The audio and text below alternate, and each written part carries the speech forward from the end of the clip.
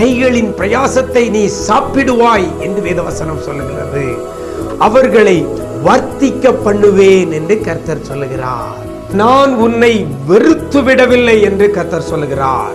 இன்றைக்கு கர்த்தர் நமக்கு தருகிற ஒரு வார்த்தை வார்த்தை வார்த்தை தம்முடைய தூதனை உனக்கு முன்பாக அனுப்புவார் அனுப்புவார் அனுப்புவார்.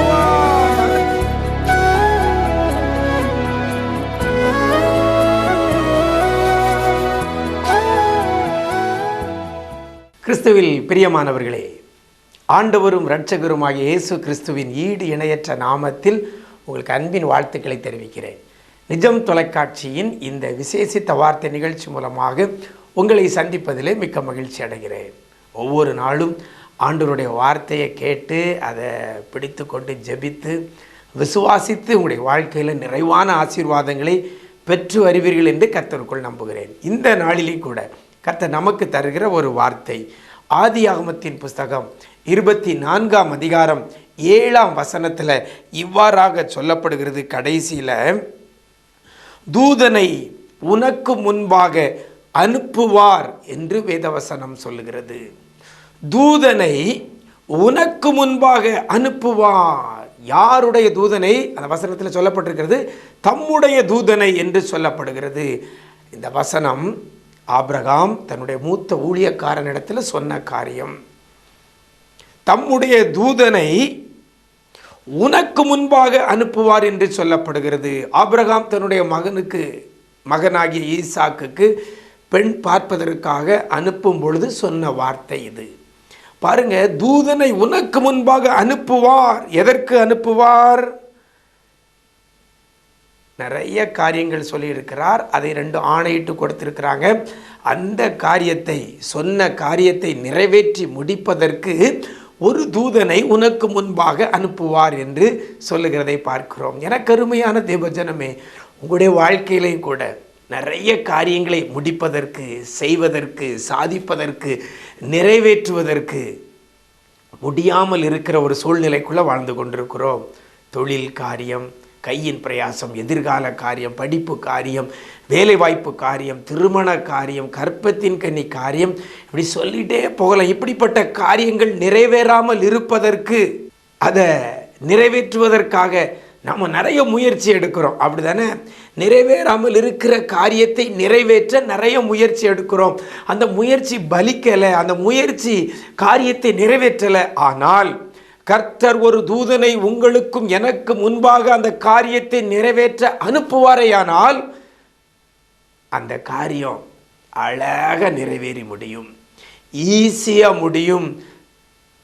இந்த ஈசாக்குக்கு பெண் பார்க்க போகும் பொழுது சொல்லி அனுப்புகிற அந்த வார்த்தை, ஒரு தூதனை உனக்கு முன்பாக அனுப்புவார் என்று சொன்ன வார்த்தையின்படி ஒரு தூதனை முன்னாக அனுப்பினது நிமித்தமாக அவன் பல முயற்சி பண்ணி ஒரு மகளை மணமகளாக கொண்டு வரல. ஒரே எஃபர்ட், ஒரே முயற்சி, ஒரே காரியத்தை செய்தான். ஒரே பெண்ணை செலக்ட் பண்ணதை பார்க்கிறோம். முதல் காரியமே அவனுக்கு சக்ஸஸாக முடியுது. இந்த பொண்ணை பார்த்துட்டு இது சரியில்லை அப்படின்னு சொல்லிட்டு ஒதுக்கி ஒதுக்கி ஒதுக்கி ஒதுக்கி பல பெண்களை பார்த்து தன்னுடைய எஜமானுடைய மகனுக்கு மனைவியாக அவன் செலக்ட் பண்ணலை. முதல் அட்டம்ப்டிலே, முதல் பார்க்கிற அந்த ஸ்திரீயையே மணமகளாக கொண்டு வருகிறதை பார்க்கிறோம். காரணம் என்ன? ஒரு தூதனை அவனுக்கு முன்பாக அனுப்பினதுனால. எனக்கு அருமையான தேவஜனமே, இந்த நாளில் கூட உங்களுடைய வாழ்க்கையில் எடுக்கிற முயற்சிகள் அது பலனை தராதபடி இருக்கலாம், முயற்சிகள் விரயமாயிருக்கலாம்.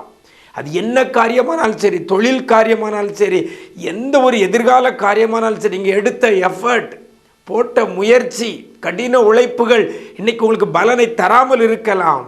ஆனால் நீங்கள் படுகிற பிரயாசத்துக்கும் உழைப்புக்கும், கடின உழைப்புக்கும், முயற்சிக்கும் முன்பதாக ஒரு தூதனை கர்த்தர் அனுப்புவாரேயானால் நம்முடைய முயற்சி எல்லாம் ஈஸியாக சாதனையாக மாறும்.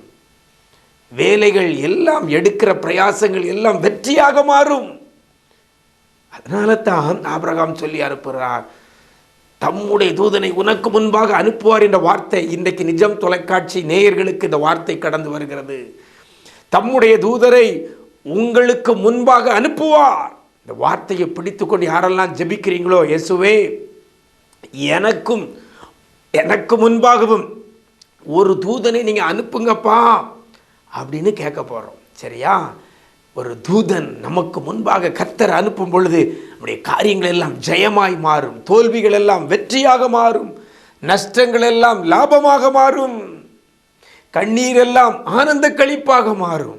இன்னைக்கு கேட்க போகிறோம். சரியா? ஒரு தூதனை எனக்கு முன்பாக அனுப்புங்கப்பா அப்படின்னு கேட்க போகிறோம். கர்த்தர் அனுப்புவார். கலங்கி போயிருக்கிற தேவ பிள்ளையே, இரவெல்லாம் கண்ணீர் வடித்து இந்த காரியம் என்னமாக முடியுமோ, இதை நான் எப்படி மேற்கொள்ளுவேன், இதிலிருந்து எப்படி வெளிவருவேன் என்று அழுது கொண்டிருக்கிற தேவ பிள்ளையே, உங்களுக்காக ஒரு தூதனை உங்களுக்கு முன்னாக கர்த்தர் அனுப்ப போகிறார். விசுவாசிக்கிறீங்களா? இந்த வார்த்தை எனக்கென்று தான் கர்த்தர் தருகிறார். எனக்கு முன்பாக ஒரு தூதனை அனுப்ப போகிறார். அப்படி விசுவாசிங்க. இந்த வார்த்தையை பிடித்துக்கொண்டு ஜெபிங்க. கர்த்தர் உங்களுக்கு முன்பாகவும் அவருடைய தூதனை அனுப்புவார். உங்களுடைய காரியம் ஜெயமாய் முடியும். உங்களுடைய அலைச்சல்கள் இனி குறைக்கப்படும். உங்களுடைய அலைந்து தெரிந்ததுக்கு ஒரு முற்றுப்புள்ளி வைக்கப்படும். இன்றைக்கே கர்த்தர் உங்களுக்கு ஜெயத்தை தருவார். எதிர்பார்க்கிற நன்மைகளை, எதிர்பார்க்கிற ஆசீர்வாதங்களை கர்த்தர் தருவார். அப்படின்னா ஆண்டவரை சார்ந்திருங்கள். இயேசு கிறிஸ்துவை உறுதியாய் பற்றி கொள்ளுங்கள். கர்த்தர் உங்களுக்கும் ஒரு தூதனை அனுப்புவார். பெரிய காரியங்களை கர்த்தர் செய்வாராக. நாம் ஜெபிக்கலாமா? எங்களை நேசிக்கிற அன்பு நிறைந்த ஆண்டவரே, இந்த ஆசீர்வதிக்கப்பட்ட இந்த நல்ல நாளிலே கூட தூதனை உனக்கு முன்பாக அனுப்புவார் என்ற வார்த்தையை கொண்டு எங்களை தேற்றி இருக்கிறீங்கப்பா. கலங்கி போய் வேதனையோடு, கண்ணீரோடு, கவலையோடு, நெருக்கத்தில் இருக்கக்கூடிய பிள்ளைகள், புலம்பிக் கொண்டிருக்கிற பிள்ளைகள், இனி எப்படி வாழ்வேன், இனி எப்படி எனக்கு ஒரு வாழ்வு உண்டு, எனக்கு ஒரு எதிர்காலம் உண்டா அப்படின்னு சொல்லி கண்ணீரோடு நிற்கிற பிள்ளைகள், கலங்கி நிற்கிற பிள்ளைகள், கேள்விக்குறியோடு இருக்கிற பிள்ளைகளுக்கு ஒரு தூதனை அவர்களுக்கு முன்பாக நீர் அனுப்புகிறதற்காக நன்றி அப்பா. இப்படி கையின் பிரயாசம், தொழில் காரியம், வேலைவாய்ப்பு காரியம், படிப்பு காரியம், எதிர்கால காரியம், திருமண காரியம், கற்பத்தின் கனி காரியம், என்னென்ன காரியங்கள் உண்டோ அத்தனையிலே ஒரு ஜெயத்தை பிள்ளைகளுக்கு நீங்கள் கொடுக்க போகிறதற்காக நன்றி. அத்தனை காரியங்களையும் பிள்ளைகளுக்கு நீங்க ஆசீர்வாதம் உள்ளதாக நீங்க மாற்றி கொடுக்க போறதற்காக நன்றி செலுத்துகிறோம். யாரெல்லாம் உண்மை நம்பி இருக்கிறார்களோ, யாரெல்லாம் உண்மை உறுதியாய் பிடித்து கொண்டிருக்கிறாங்களோ, அப்படிப்பட்ட பிள்ளைகளுக்காக தூதனை நீங்க முன்பதாக அனுப்ப போறதற்காக நன்றி செலுத்துகிறோம். கரத்திலே தாழ்த்துகிறோம். இந்த நாள் முழுவதும் இப்படி பிரசன்னத்தில் மூடிக்கொள்ளுங்க. மீட்பர் இயேசுவின் மூலம் ஜெபிக்கிறோம் நல்ல பிதாவே. ஆமென், ஆமென். பிரியமானவர்களே, கவலைப்படாதங்க, பயப்படாதுங்க. கர்த்தர் பேரில் நம்பிக்கையாக இருங்க. அவர் உங்களுக்காக தூதனை உங்களுக்கு முன்பாக அனுப்புவார். God bless you.